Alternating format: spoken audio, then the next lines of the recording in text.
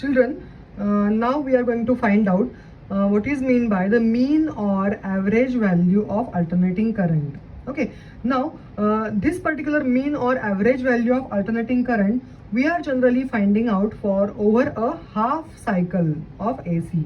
Okay, and we are going to find out the relation between the average value of AC and the peak value of the alternating current. Okay, so first of all, let us write down what is meant by the average value of AC.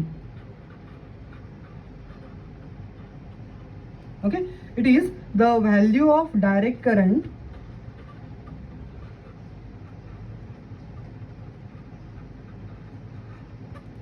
which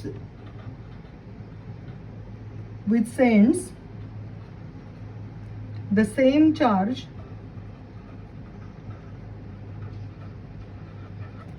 in the circuit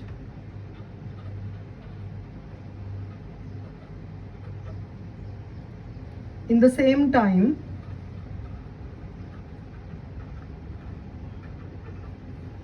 as sent by given alternating current in its half time period.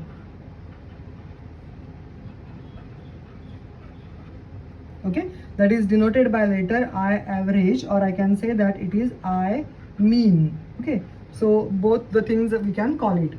So what is average value of AC?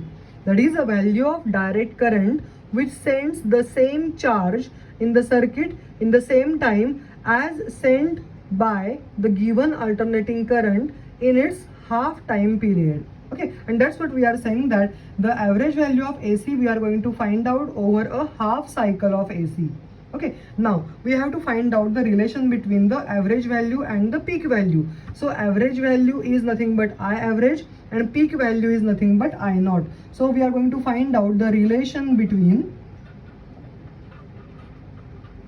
I average and I naught, that is the peak value of the current. Okay, so now for this particular purpose, again we are going to consider the equation of the alternating current. Okay, so alternating current at any instant time small t is given by I is equal to I naught sine omega t, where omega is called as a angular velocity, isn't it? Okay, now this current we are going to consider that it is assumed to remain constant for the small time dt as usual. Okay, so this current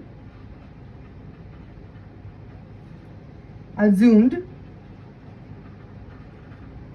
to remain constant for a very small time, that is called as a dt, because dt is the change in the time, okay, or difference in the time. So we are considering dt is very very small. For that smallest dt we say that the current is assumed to be remaining constant. Okay, then the amount of charge that flows through the circuit in the small time dt I want to find out. So obviously the charge, it is dq is equal to, we have studied that in the previous equation, it is I dt. Okay, now instead of I we will replace now I with respect to I naught sine omega t into dt. Okay, now this we got it as the equation, okay, for the charge. So I can give it the equation number 1. Okay, now as we are going to find out the total charge which flows through the circuit in the first half cycle, because we want to find out the average value of AC over a half cycle. Okay, first half cycle. Now first half cycle, for the first half cycle I'll write down here, for first half cycle time always is t is equal to 0 to t is equal to t by 2. You can see here in this expression also, we can see here this is 0 and this is time, this is, so that's what this is, the time is how much, t by 2, and this is the time complete, capital T. So we want to find out the average current passing through that particular first half cycle. Now first half cycle is having the time duration between capital T is equal to 0 to capital T is small t is equal to capital T by 2, that is t half. Okay, so we are going to have here the integration. We are going to apply it for t is equal to 0 to t is equal to capital T by 2. Okay, so again we are going to find out the total charge during this complete half cycle. Okay, so I am applying the integration. So 0 to t by 2, because it is for the half cycle of AC. So it is dq. Now I am getting here as a 0 to t by 2. Now dq is nothing but I naught sine omega t dt. Okay, so again we have studied in the previous equation only, the integration of sine omega t is minus cos omega t upon omega. So I'll take it here I naught inside the bracket minus integration of sine omega t. We are having minus cos omega t upon omega, and this particular value becomes 0 to t by 2. These are the limits we are applying. Okay, so again we are having q is equal to minus I naught upon this omega is nothing but 2 pi by t, so I will take it outside. This is the constant value. Okay, so we are having inside the bracket only cos of omega t, so it is cos of 2 pi by t. Now omega I have replaced by 2 pi by t into small t.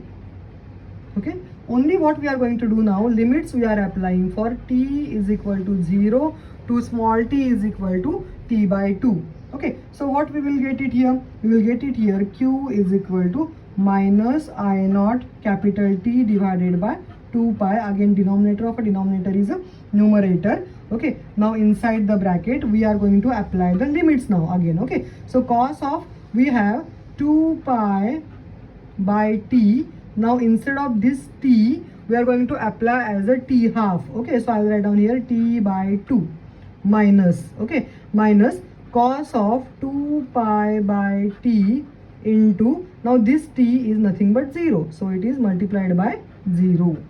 Okay, so we are going to get it here. Suppose I will cut this t and I will cut this 2 and 2, then I am getting here cos of pi, and here it is cos of 0 because this is multiplied by 0, so cos of 0. So what I can write down here, q is equal to minus I naught t divided by 2 pi inside the bracket cos of pi minus cos 0.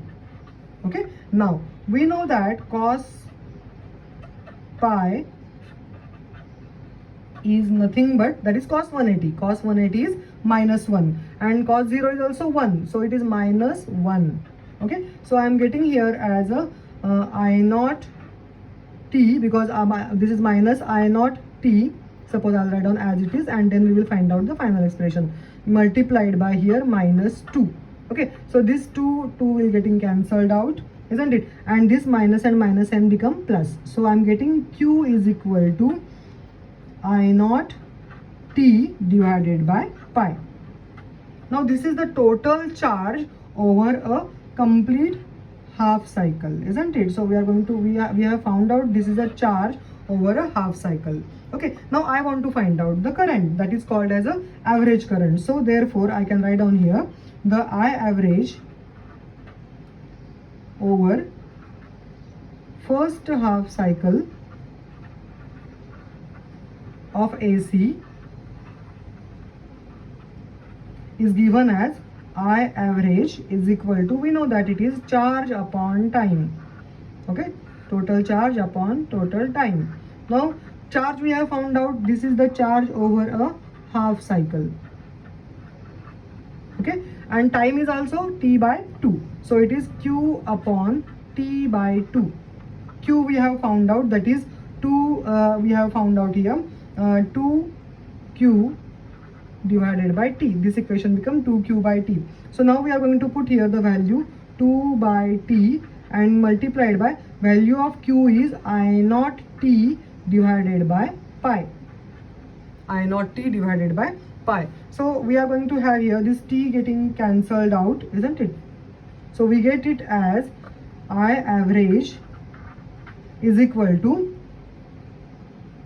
2 upon pi into I naught. okay, where I naught is called as a peak value of the current or maximum value of the current. Also it is called as a current amplitude, and I average is nothing but the average value of alternating current over a first half cycle of alternating current. Okay, so if I put the value of pi, then I can get it as pi and 3.142, 2 divided by 3.142, then I am getting this value as a 0.637 into I naught. Okay, so you have to keep in mind this relation for the average current. Okay, so or mean current or average value of alternating current is always is equal to 0.637 multiplied by I naught. Okay, thus we can say that here the mean or average value of AC is 2 by pi, or I can say that 0.637 times the peak value. Okay, now as this is a relation we have found out for the current, now the same relation we can find out for the EMF also, or we can say that for the alternating EMF also I can write down the similar equation, that is nothing but E average is equal to 2 by pi E naught, that is nothing but 0.637 E naught. Okay, so you are going to keep in mind these factors or these values, because these values are important whenever we solve the numericals. So what is the important thing? The important thing is that the average value of alternating current is always calculated over the half cycle, and over the half cycle of AC, time period remains T by 2, capital T by 2. Therefore we have taken the integration over 0 to capital T by 2. Okay, and we have found out the value of the mean current or average value of the alternating current. Thank you.